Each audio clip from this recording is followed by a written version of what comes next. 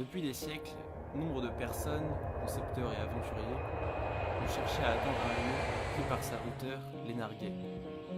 Ces ingénieurs de l'époque avaient compris que pour réaliser ce rêve, ils devaient s'inspirer des enseignements de la nature.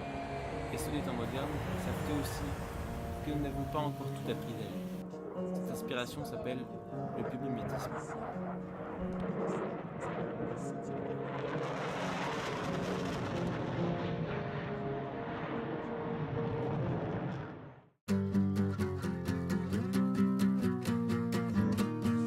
On considère que le tout premier vol de l'histoire de l'aviation fut effectué par Clément Ader et son avion Léol le 9 octobre 1890. Cet avion était remarquable par la forme de ses ailes, largement inspirée de celle des chauves-souris. Un autre premier vol marquant est celui des frères Wright avec leur avion, leur Wright Flyer, qui vola pour la première fois en 1903 et fut le tout premier vol contrôlé de l'histoire de l'aviation, c'est-à-dire le tout premier vol de l'histoire sur lequel le pilote pouvait vraiment piloter son avion à l'aide de commandes. Donc ces vols étaient très risqués. En effet, les pilotes du début de l'aviation prenaient énormément de risques pour la conquête du ciel. Pour les besoins de la Première Guerre mondiale, des progrès furent appliqués à l'aéronautique et on commença à construire des avions à la chaîne. Ces derniers ne furent pas tout de suite utilisés pour les combats. Ils furent d'abord employés pour la reconnaissance, puis lorsque les ennemis furent eux aussi équipés en avions, on équipa les avions en armes pour combattre. L'aviation civile de transport est apparue entre les deux guerres. Les avions, les biplans, laissèrent peu à peu place aux monoplans. Donc ce sont les avions qui ont une seule paire d'ailes. Comme par exemple celui-ci. C'est pendant la Seconde Guerre mondiale qu'est apparu l'avion à réaction. Ils ont été développés de plus en plus durant la guerre froide. Comme par exemple celui-ci. Malgré des échecs dus à la mauvaise solidité des avions de l'époque, les vols commerciaux furent de plus en plus effectués par des avions de l'époque, beaucoup plus rapides, comme le très célèbre Boeing 747, ou encore le Concorde, qui était le seul et premier avion supersonique de transport et pouvait effectuer le trajet Paris-New York en 3 heures.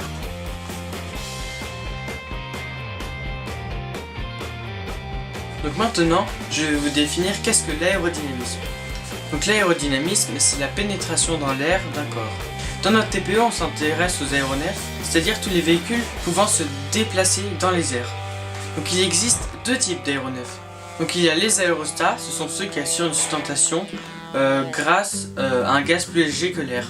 Donc c'est le cas des dirigeables grâce à l'hydrogène ou aux montgolfières grâce à l'air chaud par exemple. Les aérodynes sont ceux qui volent malgré leur poids supérieur à celui de l'air. Donc parmi eux il y a les avions, les hélicoptères et les ULM, c'est ceux qui vont nous intéresser pendant la TPE.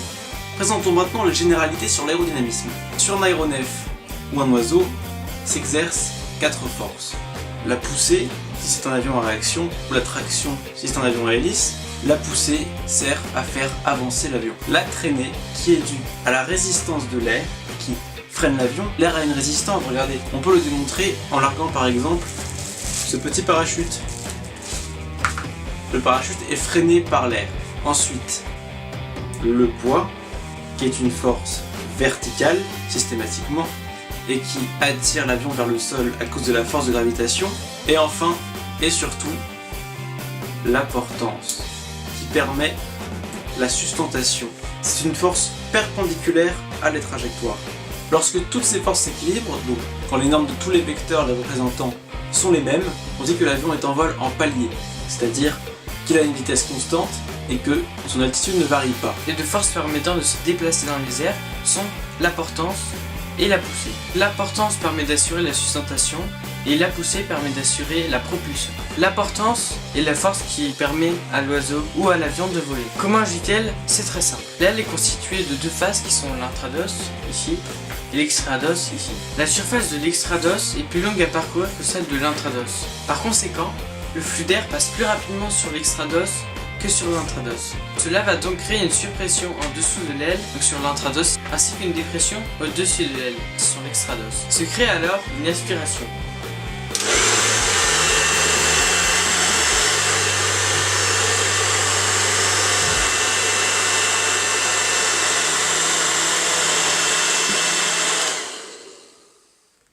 Cependant, la portance a ses limites. Lorsque l'angle d'incidence formé par la direction du vent relatif et l'aile est trop important,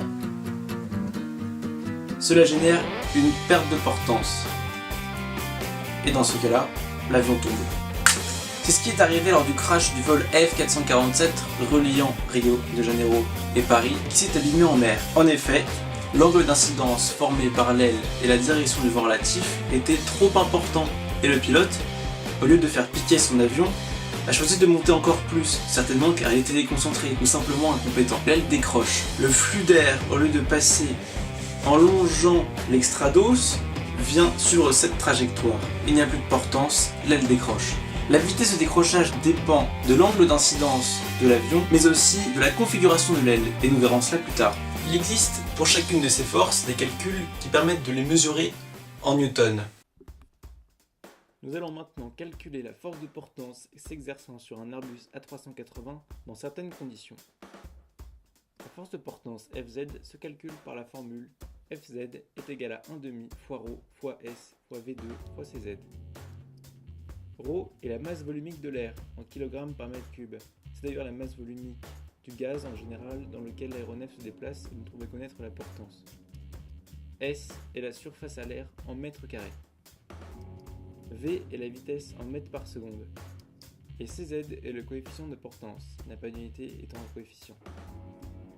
Dans le cas de la 380, nous allons d'abord connaître la masse volumique de l'air dans lequel il se déplace. Cette masse volumique sera ici de 1,225 kg par mètre cube. C'est la masse volumique de l'air au niveau de la mer à une température de 15 degrés Celsius. Il est évidemment absurde qu'un Airbus A380 vole au niveau de la mer, mais par manque de données, on prendra cette altitude. La surface à l'air de l'Airbus A380 est de 845 m². Sa vitesse sera ici de 250,83 m par seconde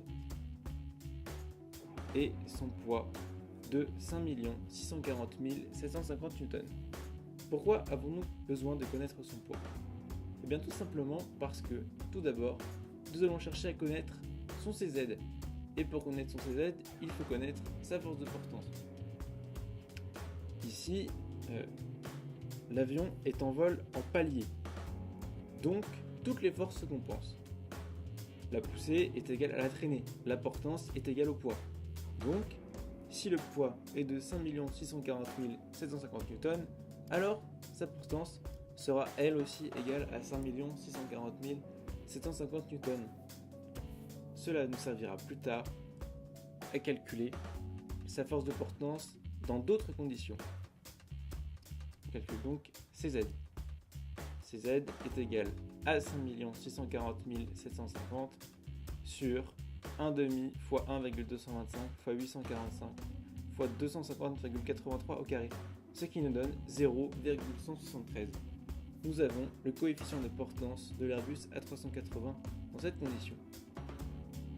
Attention, il est important de savoir que le coefficient de portance Cz change, notamment avec l'angle d'incidence, c'est-à-dire l'angle formé par la direction du vent relatif et l'aile.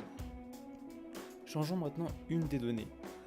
Nous allons prendre comme vitesse 284 mètres par seconde et appliquer la formule pour connaître alors la force de portance exercée sur l'avion. Si V égale 284 mètres par seconde, alors Fz est égal à 1/2 fois 1,225 fois 845 fois 284 au carré fois le coefficient de portance. Cela nous donne 7 221 802 newtons, ce qui est supérieur à 5 640 750 newtons.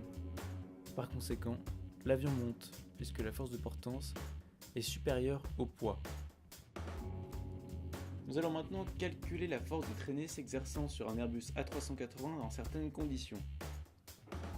Tout d'abord, pour connaître cette force de traînée, encore une fois, nous allons avoir besoin d'une formule relativement similaire à celle de la portance. F de x, la force de traînée, est égale à 1/2 fois ρ fois s fois v au carré fois cx. ρ est encore une fois la masse volumique de l'air, mais s est la surface de référence. Qu'est-ce qu'une surface de référence? Eh bien tout simplement c'est une surface prélevée quelque part sur l'appareil. En général il s'agit de la surface à l'air. Nous allons donc prendre la surface à l'air comme surface de référence. V est la vitesse en mètres par seconde et Cx le coefficient de traînée.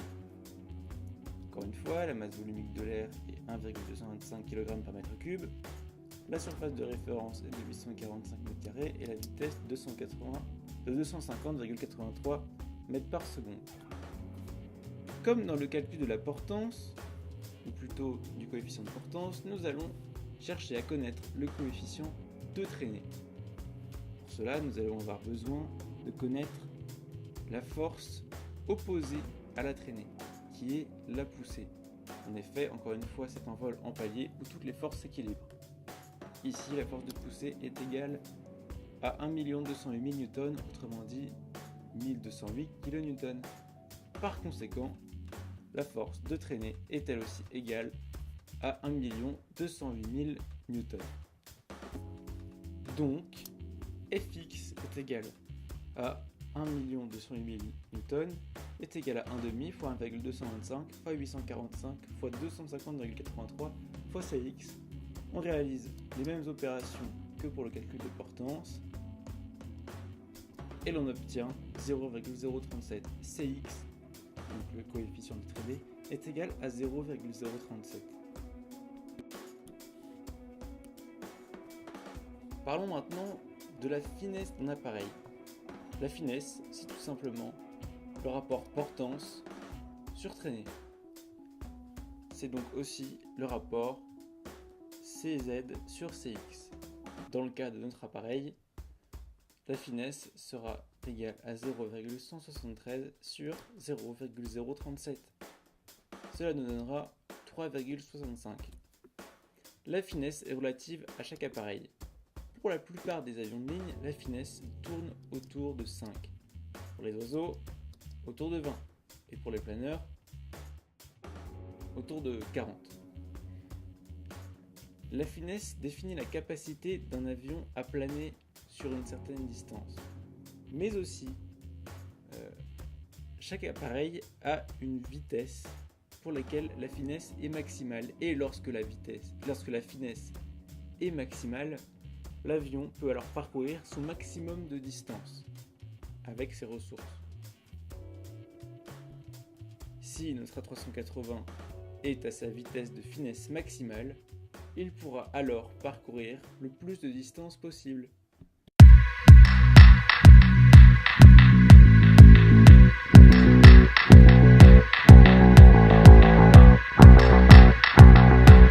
Passons maintenant au cœur de notre sujet. Le biomimétisme, c'est quand on s'inspire de la nature pour développer des technologies. L'éole de Clément Ader, par exemple, était équipée d'ailes inspirées de celles des chauves-souris, et les pales de ces hélices étaient inspirées des plumes d'oiseaux. Par conséquent, toutes les hélices ont pour origine le biomimétisme. Et oui, par conséquent, même ce genre de drone a une partie de lui ici le biomimétisme.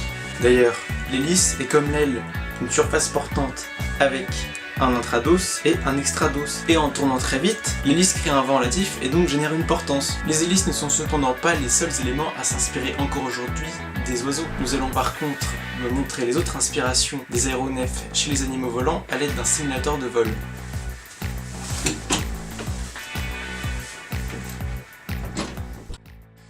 Ça y est, l'avion est en vol et nous pouvons observer les agissements des commandes sur le comportement de l'avion. En bougeant les manches ainsi, on agit sur l'axe de roule. En le bougeant ainsi, on agit sur l'axe d'engage. Là, je suis en train d'abaisser les volets de courbure. Ces volets, situés derrière l'aile, permettent d'augmenter la courbure de l'aile, mais dans ce cas aussi, la surface à l'air. Dans certains cas, comme celui de l'image qui apparaît au-dessus, la surface à l'air est inchangée, seule la courbure change. Cela permet d'augmenter la traînée tout en augmentant la portance, donc par exemple à l'atterrissage de ne pas décrocher. Afin d'augmenter leur portance à l'atterrissage, les oiseaux eux aussi peuvent augmenter leur surface à l'air. Donc cela se fait en courbant l'aile, ce qui leur permet d'augmenter leur traînée et d'améliorer leur portance.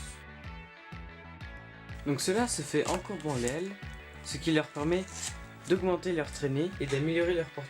c'est exactement le même principe que pour les volets de courbure. À l'atterrissage encore, un dispositif est utilisé sur ce type d'avion. Voici les aérofreins. Ce sont des plaques situées quelque part sur la surface de l'avion qui se déploient et qui permettent d'augmenter la traînée de l'avion afin de le ralentir et ainsi diminuer la distance nécessaire pour atterrir. Donc on retrouve un mécanisme similaire chez l'oiseau. Il peut courber sa queue à la verticale de son corps. On observe souvent ce comportement chez les oiseaux lorsqu'ils veulent atterrir. On peut comparer ce système à un autre, beaucoup plus commun chez les avions de ligne. Ce sont de petites plaques qui se redressent sur la surface de l'aile et qui permettent de casser la portance en plus d'augmenter la traînée. On appelle ces éléments des spoilers. Ils permettent à l'avion, lorsqu'il est une fois au sol, de ne pas redécoller. Il permet notamment à l'aile de ne pas se soulever lorsque l'avion tourne sur lui-même au sol, car il induit dans ce cas un vent relatif. Les oiseaux ont aussi la capacité de casser leur portance en déployant des plumes. Donc cela s'apparente au spoiler. Regardez bien ces droites vertes, elles représentent la direction de la poussée. On remarque qu'elle va vers l'avant de l'avion, donc théoriquement, si je lâchais les freins, l'avion se mettrait à avancer.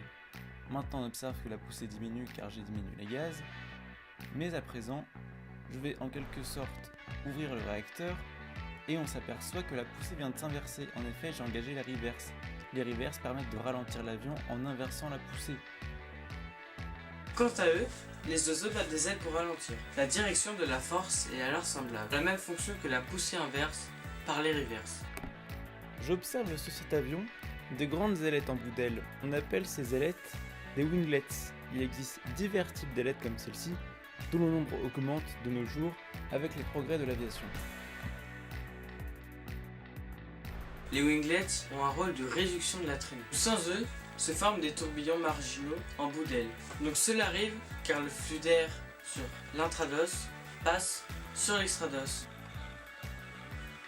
Sur une aile équipée de winglets, la taille de ce tourbillon marginal est réduite. Donc la traînée est réduite et le carburant est économisé. Ces ailettes, mises au point dans les années 70, sont inspirées de l'aigle. En effet, chez l'aigle, les plumes situées sur les extrémités de l'aile peuvent se courber. On entend aussi souvent parler des wingsuits, ces costumes qui, une fois enfilés, permettent de voler en sautant depuis un lieu en hauteur. La similitude entre un autre animal est frappante. En effet, les wingsuits sont inspirés des écureuils volants. Ces combinaisons, une fois lancées, se gonflent dans l'air, tout comme l'écureuil volant. Leur vitesse verticale est donc convertie en leur vitesse horizontale.